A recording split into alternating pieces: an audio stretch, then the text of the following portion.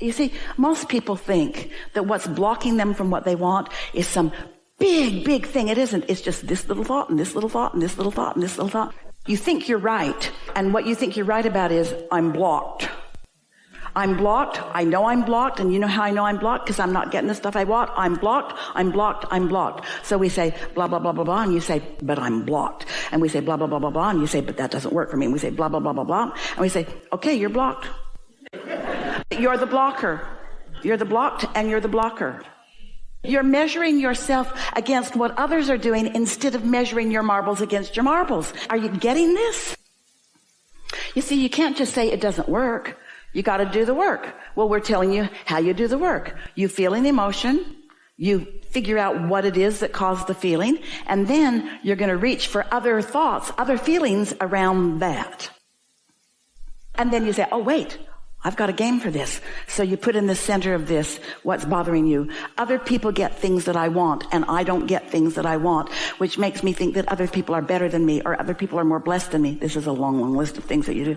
Or I'm not good enough, or I'm not smart enough, or I should have done something different, or my parents were wrong and they should have given me more. It's a long, long, long, long list of reasons that you feel disadvantaged. But now you're looking for good feeling, existing things.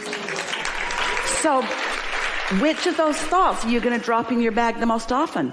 Other people get things that I want and I don't get them, or sometimes I get what I want. Easy, not things you have to reach for, easy existing matches. You have to train yourself. What's on the other end of stick from disappointed? What's on the other end? Satisfied. Satisfied, or eagerness, or I'm proud of myself. Are you proud of yourself? You get the idea of this, don't you? That's the work. Your point of attraction is the work. Your point of attraction is the work. Your point of attraction is the only work. Your point of attraction is the only work. Your point of attraction is the only work. Your point of attraction exists because of the thoughts you think. You can tell what your point of attraction is and the thoughts you think by the way you feel. When you feel a thought that feels like disappointment or anger or any of those things that don't feel good, that means you're looking at it different than your inner being does. That's why you feel the pinched off version of yourself. And we think it's a lovely thing when any of you is feeling the pinched off version of yourself for any reason, and you just want to throw a fit. You should want to throw a fit, because a big deal's happening right now. You're pinching yourself off from everything you came for, everything you know, everything you want. In other words, you came to create, not to dabble and be sloppy with your thinking and oblivious to your guidance system. You came intending to use your guidance system. That's the epitome of disappointment, and a really good reason for it, because you came with such knowing that your inner being still holds, and you've asked for such precision, and your inner being knows. And so your inner being is just so frisky and eager on your behalf in every moment of every day. And when you're not tuned to that, you don't feel so good. If someone called you on the telephone and said, hello, you don't know me, I'm just calling you to let you know that I'm not ever going to call you again, you would not feel disappointment. You'd say, thanks for letting me know. But if somebody you really care about were to say, I'm not ever going to call you again, you'd feel disappointment. The point being, when you want something that you are not having, you feel negative emotion. You get how this all fits together? If you were not asking in a really, really, really, really, really, really strong way for a whole lot of lovely life, your disappointment would not be so frequent or so acute. So it's a good thing. It's a good thing that you're sensitive to that. Because if you weren't sensitive to that, you wouldn't be asking. And if you weren't asking, we wouldn't be answering. And if you weren't listening, you wouldn't be able to do it. And you could just live your whole life in disappointment when that's not what you said. You didn't say, I'll go. I know all this stuff, but I'll go. I won't use my guidance system. I'll forget about it. I'll roam around with other people and I'll act like them. And we'll get together in groups, different groups for different reasons and complain about different things. And I will feel miserable and lonely and dissatisfied for all of my life. But it's okay, because then I'll croak and I'll reemerge into non-physical and then I'll feel good again. Not one of you said that. Not one of you said that, even though that is what's going to happen to most of you. But most people, that's what they do. They just live lives of quiet desperation, and now it's not so quiet. But not one of you thought that was a good idea. You all said, I'm going, and I'm going to be aware, and I'm going to look around, and I'm going to choose for myself, and I'm going to love for myself, and I'm going to love for others, and I'm going to choose lovely things in every moment, and I know that they will change as I move through time and space, and I'm going to ask, and I'm going to figure out how to let in what I ask for, and I'm going to demonstrate. I'm going to be one who the law of attraction demonstrates my ability to focus from the perspective of who I really am. I'm not going to let step one dictate my whole life. Step one's going to start it over and over and over again. Step one, knowing what I don't want, is going to help me know what I do want again and again and again and again and again. And once I've clarified that with myself, I'm going to utilize my guidance system, and I'm going to find good feeling thoughts about everything and everyone. Now, don't try to do it all at once. Don't take the hardest thing. It could kill you. Start with easy things until you get the hang of this, until you understand that even very difficult things can lift off of you easily. And when they lift off of you emotionally, your point of attraction has changed, so they will lift off of you physically. You could have a dreaded, deadly, everybody says it, deadly disease. That's hard to think about.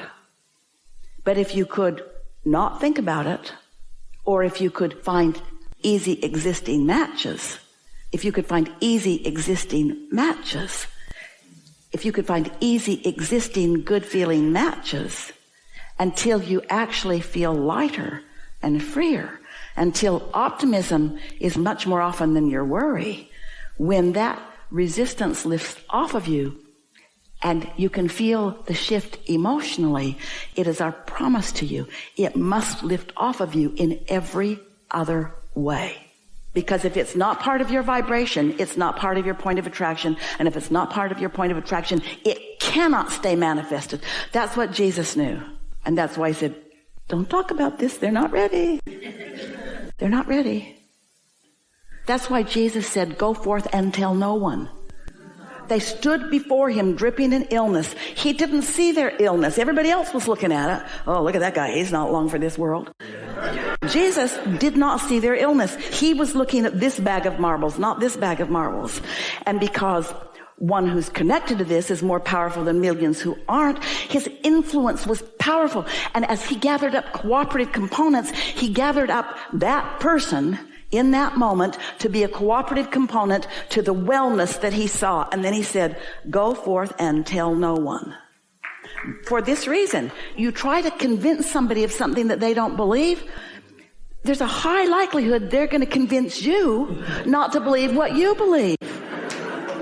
Unless you've had enough experience with this, unless you've come to know that when I feel this way, I'm hooked in, unless you've come to know what alignment is, unless you're consciously aware of what your true power is. Really, we're not asking you to spread this message. We're not asking you to wrestle anybody to the ground and make them hear this. In fact, if we were standing in your physical shoes, we would go forth and tell no one.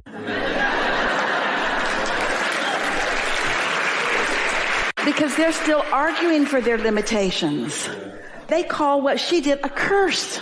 And they'll call your abundance a curse. They'll call your clarity a curse. If you walk on water, they'll nail you up again. Because it doesn't fit with their picture of what they've decided is right and wrong. So if you can let loose a little bit of looking for right and wrong, because there isn't any, because everybody gets to choose, and instead you can look for the path of most allowance, which is also the path of least resistance, but it's the path of most allowance, the allowance of the whole of who you are, the path of most allowance of your empowerment, if you're looking for that, if you're looking for the path of most love and the path of most clarity, the path of most good feeling, rather than what's right or wrong, you can't go wrong. You can't go wrong. It's about utilizing your guidance system so that you can feel what your inner being knows and feels in this moment in time. It's about calibrating to that source energy within you, with what you've come to know, with what the perspective of source is for you. You could say, as a result of what you're feeling, what you've been living, and even what we've chewed on here today, you could say, it's my desire to run across more opportunity, to visit with people who are in the vicinity of what I know, because it's so satisfying. It's so satisfying to give them the relief of releasing resistance. Someone very dear to Esther's sister, made his transition a few days ago. And Esther was writing with Jerry about it. And Esther said, I'm not sad in the sad sense. We humans make that a more tender thing than it needs to be. Tender for the people that don't understand. And even maybe a little tender for me who does understand. Because it's a change. And Jerry wrote back to her, Esther, you have no idea yet, quite yet, the feeling of relief when you release all resistance. He said, you know that feeling of wanting somebody to get you to understand what you're saying? Here, he said, everybody gets you, and everybody loves you, and you love everybody. Well, don't you just want to be like that? You can be, but it's a practiced mindset. And there's a whole lot of things going on that make you feel regret or resentment or unfairness or injustice or. You just got to work those out one at a time as they come. You just got to clarify your own habit of marble gathering. And it doesn't take long. But the hard part is explaining it to other people who either aren't asking or who are in a place of really, really wanting. Here's the way we explain it to you all in a way that you really get it. Step one, which is the asking, that's the need. Step one, the vibration of it, of the question and the vibration of the answer are very different frequencies. A problem and a solution are very different frequencies. So people that are in the middle of a confusion or a problem or a question, you just can't fault them for not getting it because they're in step one. Don't ask people that are in step one to be over there with you in step three. And this is our big ask of all of you. Don't feel like you have to join them in step one to help them find the answer. Because when you join them in step one, you don't have the answer. Esther found herself really, really longing for Jerry standing with her so that she wasn't alone doing this, even though Jerry's standing with her. She's not alone, but it isn't what is, it's what you perceive that is that equals what you're offering vibrationally. When you are visiting with someone who's in alignment with their inner being, and you're in alignment with your inner being, there's no gap. That's what rock bands are doing. There's a lot of synergy in sports teams like that because they've got their eye on what they're doing here today. They're not trying to drag everything else into it. They're focused similarly. And most of all, they're in sync with their own inner beings. There's a lot of evidence of that you feel from time to time. But what we really want to say, don't work too hard to get anyone to get you. Because as hard as you work and as much as they may want to, nobody can really get you like your inner being gets you.